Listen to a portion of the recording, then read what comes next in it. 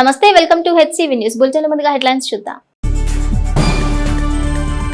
తెనాలి మండలంలోని 21 ఎంపీటీసీ స్థానాలకు 224 పోలింగ్ బూతులు, 12 బూత్ల మార్పు చేయాల్సి ఉంది. ఎంపీడీఓ అత్తోట దీప్తి. అంతర్జాతీయ జానపద కళా దినోత్సవం సందర్భంగా అభ్యుదయ కళా సమితి ఆధ్వర్యంలో శనివారం జానపద కళాకారులతో భారీ ర్యాలీ. కన్వీనర్ బెల్లంకొండ వెంకట్. వరలక్ష్మి వ్రత పూజల క్రమంలో అమ్మవారి సేవలో తరించిన భక్తజనం. గ్రీన్ ట్రిబ్యునల్ ఆదేశం ప్రకారం ఆంధ్రప్రదేశ్ రాష్ట్ర ప్రభుత్వం నిర్ణీత సమయంలో రాష్ట్రంలో ఉన్న మున్సిపాలిటీ కార్పొరేషన్లో ఎన్నో సంవత్సరాలుగా పేరుకుపోయిన వ్యర్థాలను తొలగించే కార్యాచరణకు శ్రీకారం చుట్టిందని, ఈ కార్యక్రమంలో భాగంగానే తెనాల్లోని డంపింగ్ యార్డ్ని ప్రక్షాళన చేయడం జరిగిందని రాష్ట్ర ఆహార పౌర సరఫరా శాఖ మంత్రులు నాదెండ్ల మనోహర్ అన్నారు. తెనాలి బురిపాలెం రోడ్లోని డంపింగ్ యార్డును శుక్రవారం సాయంత్రం రాష్ట్ర ఆహార పౌర సరఫరా శాఖ మంత్రులు నాదెండ్ల మనోహర్ మున్సిపల్ అధికారులతో కలిసి సందర్శించారు. యార్డులోని వర్మీ కంపోస్ట్ యూనిట్, ఘన వ్యర్థ పదార్థాల నిర్వహణ యూనిట్, కోకోనట్ ఫైబర్ యూనిట్తో పాటు ఇతర విభాగాలను మంత్రి పరిశీలించారు. వాటి నిర్వహణ పనితీరుపై అధికారులను వివరాలు అడిగి తెలుసుకుని పలు సూచనలు చేశారు. ఈ సందర్భంగా మంత్రి నాదెండ్ల మనోహర్ మీడియాతో మాట్లాడుతూ 4 ఎకరాలకు పైగా విస్తీర్ణంలో ఉన్న డంపింగ్ యార్డ్ గతంలో వ్యర్థాలతో పూర్తిగా నిండిపోయి అత్యంత దారుణమైన పరిస్థితిలో ఉందని అన్నారు. వ్యర్థాల గుట్టల నుండి వెలువడే దుర్వాసన, పొగ కారణంగా చుట్టుపక్కల నివాస ప్రాంతాల ప్రజలు చాలా కాలంగా ఇబ్బందులు ఎదుర్కొంటున్నారని తెలిపారు. ఈ సమస్యపై ప్రత్యేక దృష్టి సారించి మున్సిపాలిటీ ఆధ్వర్యంలో ₹1 కోట్లకు పైగా ఖర్చు చేసి భారీగా పేరుకుపోయిన వ్యర్థాలను ఇతర ప్రాంతాలకు తరలించినట్లు మంత్రి వివరించారు. ప్రస్తుతం డంపింగ్ యార్డ్ ప్రాంగణం పరిశుభ్రంగా మారిందని, ఇకపై దీన్ని ప్రజలు ఉపయోగించుకునే విధంగా వినియోగం తీసుకొచ్చేందుకు చర్యలు చేపడతామని అన్నారు. ఈ కార్యక్రమంలో తెనాలి పురపాలక సంఘ commissioner JR Appalanaidu, health commissioner Mova Yesubabu, RO Ramprasad, sanitary ఇన్స్పెక్టర్లు, నగర దీపికలు తదితరులు పాల్గొన్నారు.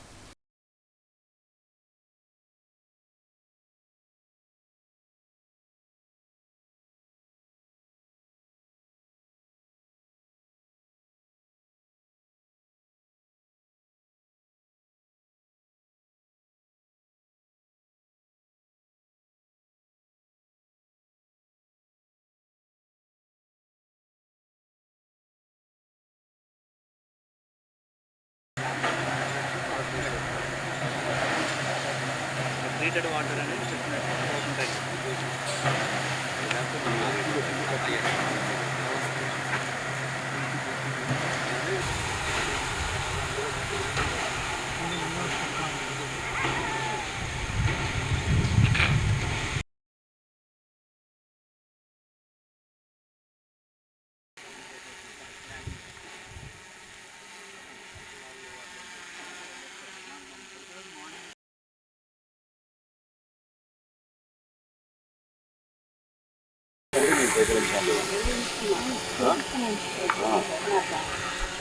అందరు బకెట్ల కోసం మాట్లాడడం అంత బాగానే ఉంది, అద్భుతంగా ఉంది అనుకుంటే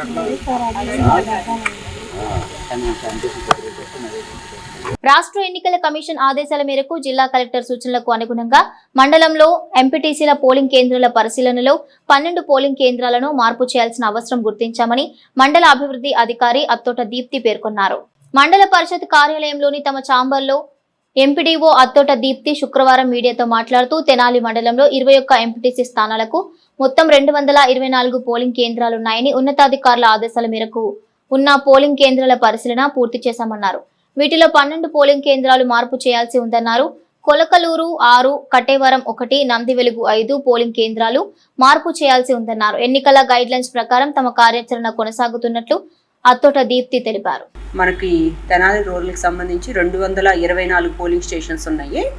అన్నీ మంచి కండిషన్స్లో ఉన్నాయా లేదా, వాటిని మార్పులు చేర్పులు చేయవలసి ఉన్నాయా, డిమాలిష్ స్టేజ్లో ఏమన్నా ఉన్నాయా, నెక్స్ట్ ఎలక్షన్స్కి అవి పనికొస్తాయా లేదా అనేది ఆన్లైన్ చేయమన్నారు.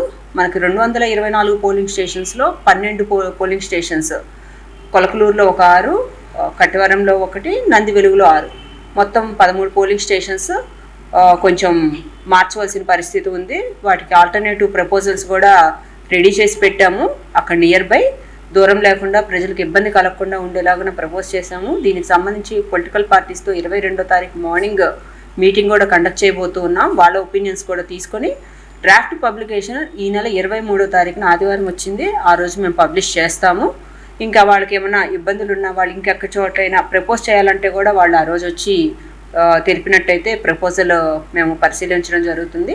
అదేవిధంగా మనకి 21 ఎంపీటీసీలు ఉన్నాయి తెనాలి రూరల్కి.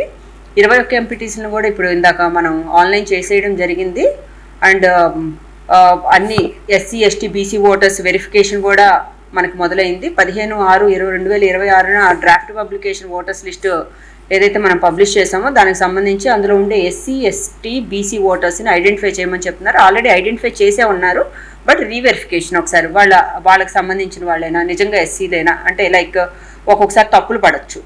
ఎస్సీ ఓటర్ కాని వాళ్ళు ఎస్సీ అని పడవచ్చు, ఎస్సీ అయ్యుండి ఎస్టీ అయ్యుండి బీసీ అయ్యుండి వాళ్ళకి ఓసీ పడవచ్చు. అట్లాంటివి ఏమన్నా ఉన్నాయి అని రీచెక్ చేయిస్తూ ఉన్నాము పంచాయతీల్లో కూడా. అది కూడా 18వ తారీఖు నుంచి 5 రోజుల పాటు జరుగుతూ ఉంటుంది. 23 కల్లా కంప్లీట్ అయిపోతుంది. కాబట్టి మేమంతా కూడా ఎలక్షన్ గైడ్లైన్స్ను కరెక్ట్గా ఫాలో అవుతూ ఉన్నాం. ఇప్పటి వరకు గవర్నమెంట్ ఏదైతే చెప్తుందో అవన్నీ కూడా వితిన్ టైం బౌండ్ కాబట్టి, ఎప్పుడు కూడా ఎలక్షన్స్ అనేవి టైం బౌండ్ కాబట్టి దాని ప్రకారమే మేము చేస్తూ ఉన్నాము. ఆల్రెడీ స్టాఫ్ని అందరినీ మేము ఎక్స్ట్రా స్టాఫ్ని కూడా పంచాయతీస్ నుంచి కొంచెం వర్కింగ్ స్కిల్స్ ఉన్న డిఎస్ని వాళ్ళని పిలిపించేసుకొని ఆన్లైన్ వర్క్ కూడా మనం కంప్లీట్ చేస్తూ ఉన్నాం.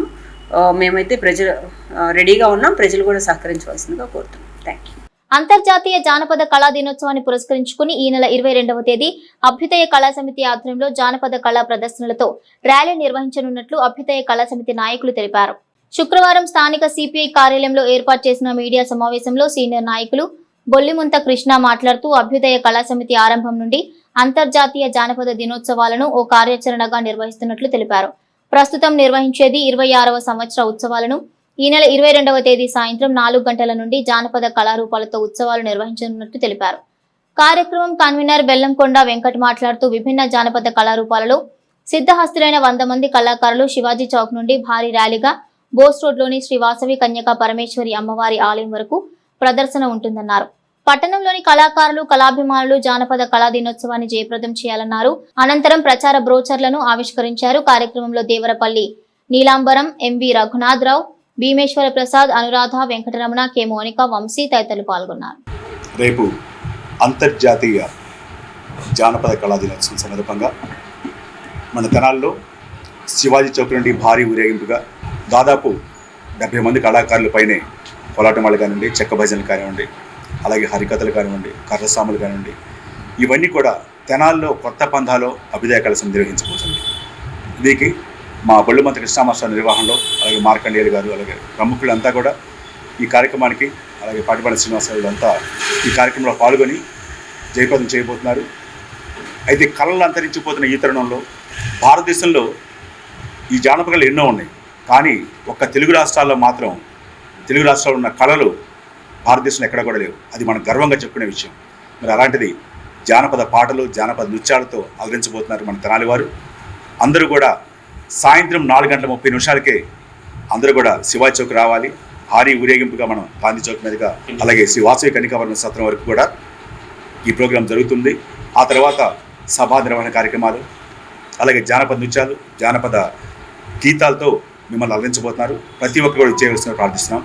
అభ్యుదయ కళా సమితి తెనాలి ఆధ్వర్యంలో గత ప్రారంభం నుంచి కూడా అంతర్జాతీయ జానపద దినోత్సవాలు నిర్వహిస్తూనే ఉన్నాం. ఆ రీతిలో ఇప్పుడు ఈ సంవత్సరం 26వ సంవత్సరం అంతర్జాతీయ జానపద దినోత్సవాలని రేపు 22వ తేదీన నుంచి ప్రారంభమవుతాయి. దీనికి అందరూ సహకరించి అందరూ ఇచ్చేసి ఈ కార్యక్రమాలను జయప్రదం చేయాల్సింది కోరుతున్నాం. అష్టలక్ష్మి అమ్మవారికి వరలక్ష్మి వ్రత పూజల క్రమంలో సహస్రనామార్చన పూజా విధులు ఘనంగా నిర్వహించారు. స్థానిక కొత్తపేటలోని అష్టలక్ష్మి ఆలయంలో శుక్రవారం భక్తులు భక్తి మేర సహస్రనామార్చన పూజలను నిర్వహించారు. శ్రావణ మాస ప్రాధాన్యత క్రమంలో అమ్మవారి సేవలో తరించారు. ఆలయ అర్చక స్వామి చక్రవర్తి మాట్లాడుతూ వరలక్ష్మి వ్రతమాచరించిన భక్తులు అష్టలక్ష్మి అమ్మవారిని దర్శించుకుని కుంకుమ పూజలో పాల్గొనే అవకాశం వినియోగించుకోవాలన్నారు. అమ్మవారి ఆలయాన్ని ప్రత్యేక అలంకారంతో తీర్చిదిద్దారు. శ్రావణ మాసం లక్ష్మీదేవికి ప్రీతికరమైనది. ఈ ప్రీతికరమైన ఈ మాసంలో శ్రీ అష్టలక్ష్మీ దేవాలయం కొత్తపేటలో ఉన్న వరలక్ష్మి వ్రతం ఆచరించడం మన సంప్రదాయం. వ్రతం చేసుకున్న ముత్తైదులందరూ వ్రతం అయిపోయిన తర్వాత అమ్మవారి దర్శించడం ఎంతో ముఖ్యమైనది. కావున భక్తులందరూ విచ్చేసి అమ్మవారి దర్శించి తీర్థప్రసాదములు స్వీకరించాల్సి కూర్చున్నాము. శ్రావణ మాసం పౌర్ణమి ముందు వచ్చే శుక్రవారం వరలక్ష్మిగా అమ్మవారికి విశేష వ్రత పూజలు చేసే క్రమంలో శ్రీ వాసవి మాత ఆలయంలో సామూహిక కుంకుమార్చనలు నిర్వహించారు. స్థానిక బోస్ రోడ్లోని శ్రీ వాసవి మాత ఆలయంలో శుక్రవారం వరలక్ష్మి వ్రత పూజలకు ఉన్న ప్రాధాన్యత క్రమంలో అమ్మవారికి పంచామృత అభిషేక పూజలతో ప్రత్యేక అలంకారం చేశారు. సువాసినులు విశేషంగా పాల్గొని కుంకుమార్చనలు చేశారు. కార్యక్రమాల ప్రాధాన్యతను ప్రధాన అర్చకులు కోటేశ్వర శర్మ మీడియాకు వివరించారు. భక్తులు అమ్మవారి సేవలో తరించారు. మరి అలాగే వాసవి అమ్మవారికి ఉదయం నుంచి కూడా పంచామృత అభిషేకములతో విశేషమైన అలంకారముతో అమ్మవారు దర్శనమిస్తూ ఉన్నారు. అలాగే ముత్తైదువుల చేత విశేషంగా అమ్మవారి యొక్క సహస్రనామ కుంకుమార్చన కార్యక్రమం కూడా జరుగుతూ ఉన్నది. భక్తులందరూ కూడా ఈ రోజున వరలక్ష్మి వ్రతాన్ని చేసుకుంటూ అమ్మవారి యొక్క కృపకు పాత్రలు కావాల్సిందిగా కోరుతూ ఉన్నాము. మ్యారేజ్పేటలో వేంచేసి ఉన్న శ్రీ బాల త్రిపుర సుందరి సమేత శ్రీ చంద్రమౌళీశ్వర స్వామివారి ఆలయంలో విశేష కుంకుమార్చన పూజలు వరలక్ష్మి వ్రత పూజలతో ముగిశాయి. శ్రావణ మాస ప్రారంభం నుండి ప్రతి శుక్రవారం అమ్మవారికి విశేష అలంకార పూజలు నిర్వహించడంతో పాటు ఈ నెల 17వ తేదీ నుండి ప్రారంభించిన సామూహిక కుంకుమార్చన పూజలు శుక్రవారంతో ఘనంగా ముగిశాయి. వరలక్ష్మి వ్రత ప్రాధాన్యత క్రమంలో అమ్మవారికి విశేష అలంకారములతో పూజలు నిర్వహించారు. ఆలయ పాలక మండలి కార్యక్రమాలను పర్యవేక్షించారు. విశేషంగా మహిళా భక్తులు ఆలయానికి చేరుకుని ప్రత్యేక పూజలో పాల్గొన్నారు. శ్రావణ మాసంలో వచ్చే ప్రతి శుక్రవారం అమ్మవారికి విశేష అవతారములతో ప్రత్యేక పూజలు నిర్వహించనున్నట్లు పాలక మండలి చైర్మన్ గ్రంథి సేతు మాధవరావు మీడియాకు తెలిపారు. విశేష కార్యక్రమాలను పాలక మండలి సభ్యులు పర్యవేక్షించారు. శ్రీ బాలాత్రిపుర సుందరి సమేత శ్రీ చంద్రమౌళి స్వామి వారి దేవస్థానం నందు గత 5 రోజుల నుంచి కూడా శ్రావణ సందర్భంగా ఎంతో వైభవంగా కుంకుమ పూజలు ఏర్పాటు చేయడం జరిగింది. ఈరోజు శ్రావణ శుక్రవారం వరలక్ష్మి వ్రతము రెండో శుక్రవారం కావడం వల్ల భక్తులు అధిక సంఖ్యలో పాల్గొని కార్యక్రమం ఎంతో వైభవంగా చేసుకుంటున్నారు. అట్లాగే ఈ శ్రావణ మాసం 4 రోజులు కూడా ప్రతిరోజు కూడా కుంకుమ పూజలు ఉంటాయి. భక్తులందరూ గమనించి దర్శనం చేసుకోవాల్సిన మనం జగద్గురు శంకరాచార్య మహాస్థాన పీఠం శ్రీ బాలా త్రిపుర సుందరి చంద్రమౌళి స్వామివారి దేవస్థానం మారిసిపేట తెనాలి. ఈ శ్రావణ మాసం సందర్భంగా 5 రోజుల పాటు విశేష కుంకుమార్చనలు నిర్వహిస్తున్నాము. ఈరోజు 5వ రోజు సుమారు 150 మంది ముత్తైదుల దాకా కుంకుమ పూజలు నిర్వహించుకుంటున్నారు. శ్రావణ మాసంలో 2వ శుక్రవారం అని 5 రోజుల ముందు నుంచి మొదలుపెట్టి ఈ రోజుతో కుంకుమార్చన ముత్తైదుల చేత పూజ సమాప్తం అవుతుంది. వరలక్ష్మి వ్రతం కూడా జరుగుతుంది.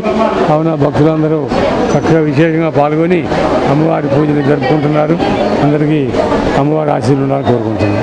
డాక్టర్ కొత్త రవీంద్రబాబు జయంతిని పురస్కరించుకుని గోల్డ్ మెడల్ లెక్చర్ యూరాలజీ విభాగంలో ఆధునిక వైద్య సేవలపై డాక్టర్ కె సత్యనారాయణాచార్య సుదీర్ఘ ప్రసంగం చేశారు. స్థానిక బోస్ రోడ్లోని ఐఎంఏ హాల్లో గురువారం రాత్రి డాక్టర్ కొత్త రవీంద్రబాబు జయంతిని పురస్కరించుకుని ఏర్పాటు చేసిన కార్యక్రమంలో గుంటూరుకు చెందిన యూరాలజీ వైద్య నిపుణులు డాక్టర్ కె సత్యనారాయణాచార్యకు ఐఎంఏ కార్యవర్గం ఆధ్వర్యంలో కొత్త రవీంద్రబాబు కుటుంబ సభ్యులు బంగారు పతకం ప్రదానం చేశారు. ఈ సందర్భంగా డాక్టర్ కె సత్యనారాయణాచార్య యూరాలజీ విభాగంలో టీబీ పరికరం ప్రయోజనం, ఆధునిక వైద్య విధానం ప్రయోజనాలను వివరించారు. కార్యక్రమంలో ఐఎంఏ అధ్యక్షులు doctor K Shyam Prasad, doctor G Ravishankar Rao, doctor Akhilesh, doctor Koteswara Prasad, doctor Rajesh, IMA senior వైద్యులు పాల్గొన్నారు.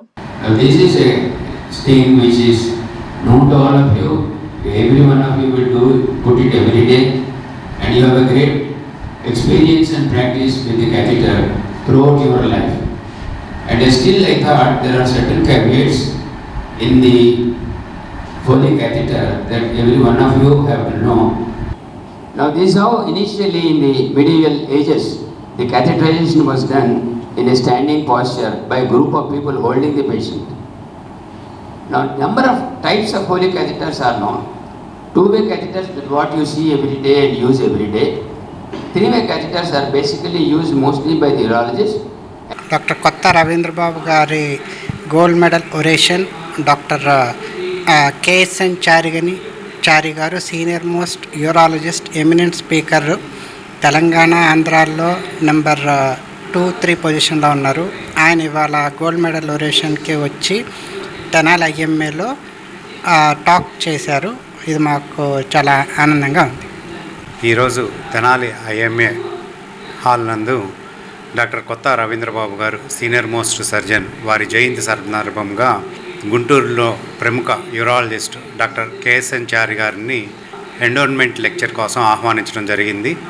వారు తెనాలి ఐఎంఏ హాల్ నందు వచ్చి యూరాలజీ నందు వివిధ రకాల వ్యాధుల గురించి అందరి సభ్యులకు వివరించడం జరిగింది. దీనికి తెనాలి ఐఎంఏ కార్యవర్గ సభ్యులు, ఐఎంఏ సభ్యులు, సీనియర్ డాక్టర్స్ అందరూ హాజరైనారు. తెనాలి 2 పరిధిలోని చెంచుపేట, అమరావతి ప్లాట్స్, సుల్తానాబాద్, సుందరయ్య నగర ప్రాంతాలకు సంబంధించి క్రిస్టియన్లకు శ్మశాన వాటిక ప్రత్యేకంగా లేదని, ఆ సమస్యకు ప్రభుత్వం ప్రజాప్రతినిధుల ద్వారా పరిష్కారం చూపాల్సి ఉందని ఏపీ ఇండిపెండెన్స్ వెల్ఫేర్ ఫెడరేషన్ నెలవారీ సమావేశంలో చర్చించారు. స్థానిక సుల్తానాబాద్ 6వ లైన్లోని ఆర్ విక్టర్ పాల్ మందిరంలో శుక్రవారం సంఘ నెలవారీ సమావేశం నిర్వహించారు. కొర్నెల్ ఎస్ పాల్ ప్రత్యేక కార్యాచరణను వివరించారు. పాస్టర్లకు ఇన్సూరెన్స్లు, సంక్షేమ అంశాలపై చర్చించారు. ప్రధానంగా తెనాలి 2 పరిధిలో క్రిస్టియన్ కమ్యూనిటీకి శ్మశాన వాటిక లేదని, శ్మశాన వాటిక విషయంలో ప్రజాప్రతినిధుల దృష్టికి, అధికారుల దృష్టికి సమస్యను తీసుకువెళ్లే అంశాలపై చర్చించారు. ఈ కార్యక్రమంలో R Daniel, P John Wesley, Lazarus, David Paul తదితర సభ్యులు పాల్గొన్నారు. ఇందిరా కాలనీ, చెంచిపేట, పాండురంగపేట, సుల్తానాబాదు మరి సుందరయ్య నగరి ప్రాంతాలలో క్రైస్తవులకి సమాధులకి స్థలము లేదు, ఇప్పటికి కూడా లేదు. దాని గురించి మేము ప్రార్థన చేస్తున్నాము. అట్లాగే మరి గతంలో కూడా ప్రయత్నం చేసాము, మరి మేము పొందుకోలేకపోయాము. అట్లానే ఈ గవర్నమెంట్ను కూడా, ఈ ప్రభుత్వాన్ని కూడా దృష్టికి తీసుకెళ్ళటానికి మేము ప్రయత్నం చేస్తున్నాం. మా కమిటీ అందరూ కూడా ఈరోజు మాట్లాడుకున్నాము. అధికారుల దృష్టికి, ఈ గవర్నమెంట్ దృష్టికి తీసుకువెళ్ళాలని కూడా మేము ఆలోచన చేశాము. అట్లాగే భవిష్యత్తులో కూడా క్రిస్టియన్ కమ్యూనిటీ మరి తెనాలు లేదు, మరి ఆ విషయంలో కూడా మేము ప్రార్థన చేస్తున్నాము. అధికారుల దృష్టికి, నాయకుల దృష్టికి తీసుకువెళ్ళాలని కూడా మేము ప్రయత్నం చేస్తున్నాం. ఏపీ ఇండిపెండెంట్ పాస్టర్స్ వెల్ఫేర్ ఫెడరేషన్ని దేవుడు బహుగా రానున్న దినాలలో దిగ్జయముగా వర్ధిల్ల చేయాలని నేను మనస్ఫూర్తిగా కోరుకుంటున్నాను. అలాగే ఈరోజు గెస్ట్గా చిత్తూరు జిల్లా నుంచి వచ్చినటువంటి కొర్నెల్ ఎస్ పాల్ గారు రావటం జరిగింది. మంచి వాక్యం చెప్పారు. అట్లనే వారు రచించినటువంటి పుస్తకాలని దేవుని సేవకులను ఉచితంగా వారు పంచటం జరిగింది. వారిని వారు పరిచయం దేవుడు నిండారులుగా దీవించునుగాక. అయితే మా కమిటీ యొక్క ముఖ్య ఉద్దేశం ఏంటంటే, ప్రభుత్వానికి మేము రిక్వెస్ట్ చేస్తున్నాము. ఏమిటనగా, ప్రస్తుతం జరుగుతున్నటువంటి క్రైస్తవులపై దాడులను పురస్కరించుకొని ఇక్కడ ప్రార్థన చేయటం జరిగింది. ఈ యొక్క క్రైస్తవుల మీద జరుగుతున్నటువంటి దాడులను పెద్ద మనసుతో పెద్దలు, అలాగే ప్రభుత్వ అధికారులు గమనించి ఈ యొక్క లౌకిక సమానత్వాన్ని ముందుకు తీసుకువెళ్ళాలని మనం చేస్తున్నాం. అంతేకాకుండా ఎస్సీ క్రైస్తవులను, వారి యొక్క ఎస్సీ హోదా క్రైస్తవులు కల్పించాలని ప్రభుత్వాలను కూడా కోరుకుంటున్నాం. అలాగే మీడియా సోదరులకి, నా తోటి దైవజనులకి నిండు వందనాలతో తెలియజేస్తూ నేను ముగిస్తున్నాను. May God bless everyone. Shravana శుక్రవారం వరలక్ష్మి వ్రతం నేపథ్యంలో తెనాలి బోస్టోడ్లో వేయించేసి ఉన్న శ్రీ వాసవి కన్నికా పరమేశ్వరి అమ్మవారి ఆలయ ప్రాంగణం నందు శుక్రవారం సాయంత్రం నిర్వహించిన భక్తి సంగీత విభావరి అందరినీ అలరించింది. తెనాలిలోని శ్రీ వాసవి కన్నికా పరమేశ్వరి అమ్మవారి ఆలయం ఓపెన్ ఆడిటోరియంలో రేడియో, టీవీ గాయకులు, ముంబైకి చెందిన సంకీర్తనకారిణి నారాయణ వరలక్ష్మి, సిహెచ్ రాజ్యలక్ష్మి, కెఎస్ శాంతి బృందం రాగతాళయుక్తంగా ఆలపించిన భక్తి గీతాలు భక్తులను అలరించాయి. ఓ బొజ్జ గణపయ్య, బుజ్జి గణపయ్య అంటూ గణపతిని కీర్తిస్తూ ప్రారంభమైన సంకీర్తన గానంలో శ్రీనివాస గోవింద, శ్రీ వెంకటేశ గోవింద, బ్రహ్మ కడిగిన పాదం అంటూ కీర్తనలు రాగతాళయుక్తంగా ఆలపించి సభికులను పరవశింపచేశారు. ఈ సందర్భంగా సంకీర్తనకారిణి నారాయణ వరలక్ష్మి మాట్లాడుతూ, ఇదే ఆలయ ప్రాంగణంలో 20 సంవత్సరాలకు ముందు సంకీర్తనలు చేశామని, మరలా ఇన్నాళ్లకు అవకాశం లభించడం ఎంతో సంతోషంగా ఉందని అన్నారు. హనుమాన్ భక్తులు, ఆధ్యాత్మిక సేవోభిలాషి ఉప్పాల వరదరాజులు ఈ కార్యక్రమాన్ని పర్యవేక్షించారు. మరి ఆ తల్లి పిలిపించుకుంది వాళ్ళని. ఇది యాదృచ్ఛికం. మనమేమి వాళ్ళు ఆహ్వానించలేదు, వాళ్ళు పిలవలేదు. కానీ ఈ రోజున వారు అంత దూరం నుంచి ఇచ్చేసి మన దేవాలయంలో, కన్యకా పరమేశ్వరి అమ్మవారి దేవాలయంలో మరి చేయాలంటే ఆ తల్లి పిలిపించుకుంది వాళ్ళని. ఈ రోజున, ఈ వరలక్ష్మి శుక్రవారం రోజున ఆ కీర్తనలు పాడించుకోవడానికి ఆమె పిలిచిందనమాట. అంత గొప్ప విశేషమైన తల్లి ఈ రోజున మనకి అవకాశం లభించడం చాలా అదృష్టం. మరి తిరుమల దేవస్థానంలో ఎన్నో కార్యక్రమాలు చేసి, ముఖ్యంగా 20 సంవత్సరాల అనంతరం నేను మళ్ళీ కన్యకా పరమేశ్వరి దేవస్థానం యొక్క వేదిక ఎక్కడం జరుగుతోంది. ఇవాళ ఎంతో ఆనందంగా ఉంది. ఎందుకంటే వివి రాజుల గారు మాకు ఎంతో ఆప్తులు. ఇక్కడ 3-4 ప్రోగ్రాంలు చేస్తున్నాము 20 సంవత్సరాల ముందర. మళ్ళీ అమ్మవారు ఈ అవకాశం మాకు లభించేటట్టు చేశారు. మీ అందరికీ మరొకసారి నమస్కారాలు తెలియజేసుకుంటూ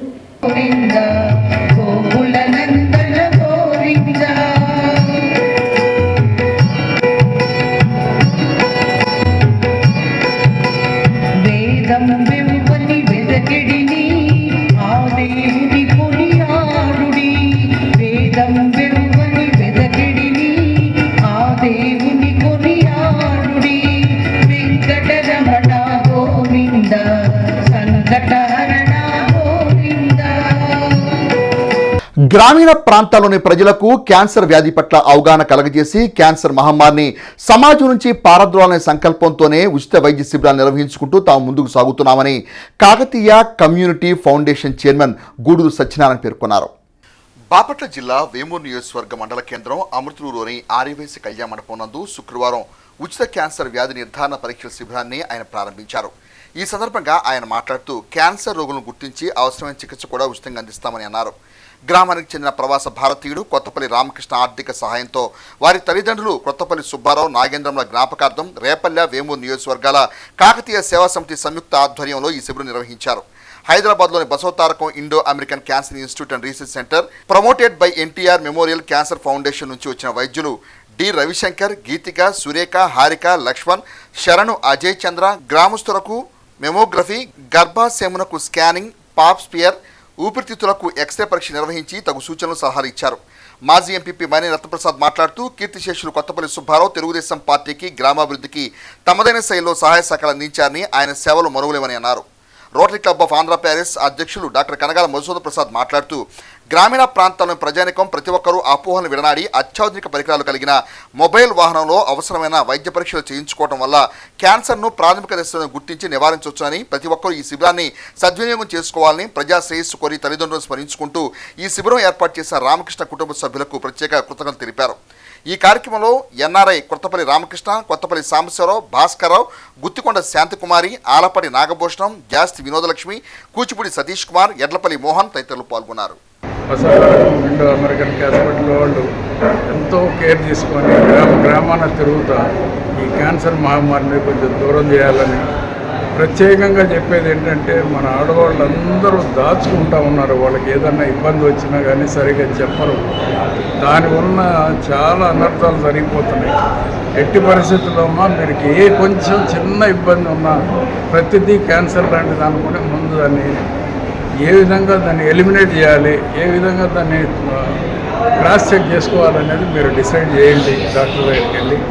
దీనివల్ల చాలా వరకు మనం ఎర్లీ స్టేజ్లో గుర్తిస్తే దీని అంత సుఖమైనది లేదు. ఒకవేళ స్టేజ్ దాటినాకంటే కొంచెం ఇబ్బంది పడుతుంది. బోల్డంత ఖర్చుతో కూడిన పని ఇది. మీరు ఎవరు అధైర్యపడవద్దు. ఏదన్నా క్యాన్సర్ ఏదన్నా ఉంటే మన రత్నప్రసాద్ గారికి చెప్పినా చాలు, నాకు చెప్పినా చాలు. మాకు చేతనైన వరకు మేము మెడికల్గా ఎంతవరకు ఎవడెవడకి చెప్పాలో చెప్పి మీకు వీలైనంత వరకు కన్వీనియంట్గా మేము హెల్ప్ చేస్తాం. ఈ రోజున అమర్తూరు గ్రామంలో ఎన్టీఆర్ బసవతారకం క్యాన్సర్ ఇన్స్టిట్యూట్ ద్వారా ఏర్పాటు చేయబడిన ఉచిత వైద్య శిబిరానికి చేసిన మీ అందరికీ కూడా స్వాగతం పలుకుతూ, అదేవిధంగా కొత్తపల్లి సుబ్బారావు గారు, నాగేంద్రం గారి జ్ఞాపకార్థం రామకృష్ణ గారు ఈ కార్యక్రమాన్ని ఏర్పాటు చేయడం జరిగింది. ఈ సందర్భంగా ఇక్కడ ఈ ప్రాంత ప్రజలందరికీ తెలియజేసేది ఏంటంటే, క్యాన్సర్ అనేది వైద్యానికి ప్రాథమిక దశలో గుర్తించినట్లయితే వైద్యానికి లొంగని వ్యాధి. దాన్ని ప్రాథమిక దశలో గుర్తించినట్లయితే పూర్తిగా నయం చేసుకునే అవకాశం ఉంటుంది. కాబట్టి ఇక్కడ ఏర్పాటు చేయబడిన స్క్రీనింగ్ క్యాంప్ ద్వారా మీరందరూ కూడా ఈ అమర్తూరు పరిసర ప్రాంత ప్రజలందరూ కూడా పరీక్షలు చేర్చుకుని ఎవరికన్నా దాన్ని ఉన్నట్లయితే ఆ వ్యాధిని నివారణ చేసుకునే విధంగా అందరూ కూడా చేసుకోవాలని చెప్పి కోరుకుంటూ సెలవు. ఈ క్యాంప్ యొక్క ముఖ్య ఉద్దేశం ప్రజల్లో క్యాన్సర్ గురించి అవగాహన కల్పించడం, క్యాన్సర్ అని గుర్తిస్తే ఎట్లా ట్రీట్మెంట్ స్టార్ట్ చేయడం, ఏ దశలో ట్రీట్మెంట్ స్టార్ట్ చేస్తే ఎప్పుడు బయటపడచ్చు, దాని మీద అంతా వివరంగా చెప్పడం జరుగుతుంది.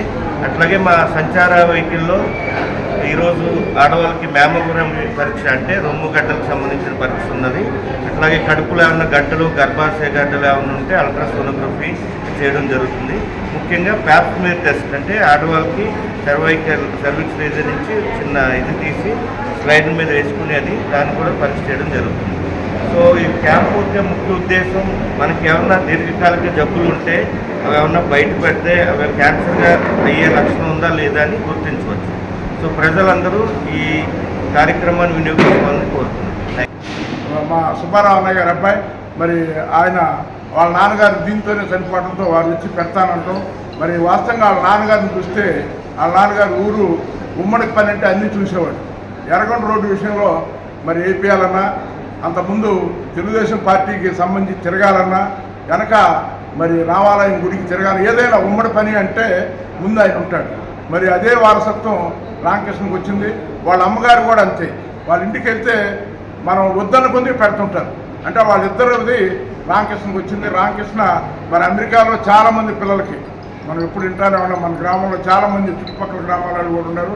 మరి రామకృష్ణ లాంటి వాళ్ళు అందరూ మన గూడూరు సత్యనారాయణ గారు చెప్పినట్టుగా ఇక్కడికి వచ్చి మరి గ్రామాలకు సేవ చేయాలని, తద్వారా ఈ గ్రామ ప్రజల్ని అందరిని కూడా రక్షించాలని కోరుకుంటున్నాను. బులెటిన్ ముగించే ముందు హెడ్లైన్స్ మరోసారి. తెనాలి మండలంలోని 21 ఎంపీటీసీ స్థానాలకు 224 పోలింగ్ బూతులు, 12 బూత్ల మార్పు చేయాల్సి ఉంది. ఎంపీడీఓ అత్తోట దీప్తి. అంతర్జాతీయ జానపద కళా దినోత్సవం సందర్భంగా అభ్యుదయ కళా సమితి ఆధ్వర్యంలో శనివారం జానపద కళాకారులతో భారీ ర్యాలీ. కన్వీనర్ బెల్లంకొండ వెంకట్. వరలక్ష్మి వ్రత పూజల క్రమంలో అమ్మవారి సేవలో తరించిన భక్తజనం. ఇవి bulletin details. Keep watching HCV news.